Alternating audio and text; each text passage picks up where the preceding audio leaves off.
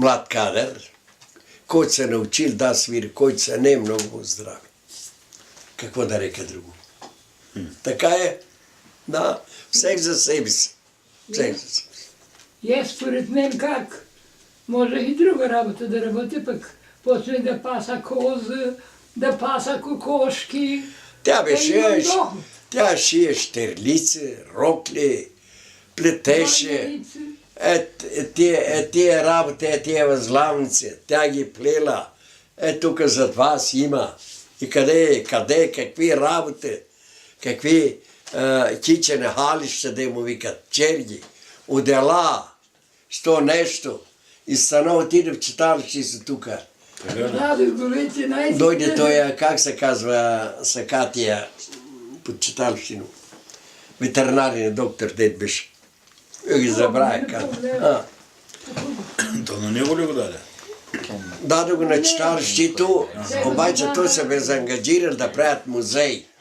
Тогава некой се по-богат, каков е, дал пари за читалище си и те решили да купят станон, да купили това, онова, мех за дуене на вогли и така нататък. Обаче не са още открили музея. Беше сега снимкане.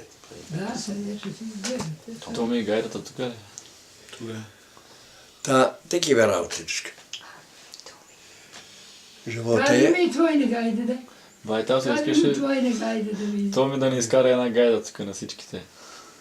Айде. Да му кажеш нещо, дали да бърка някъде, може да бърка. Няма Той е да много си. добър. Не. То не бърка, знае, ама малко сбързва в свиренето. Това бих решил да... Ама той ще се олегне. Ама няма скок да се сбира, да речем така. Аз съм го слушал много добре. Много добре свири. Свири. Ред свирли. Свири. Спира снимки. Чака още ще казват, те не ме са да го.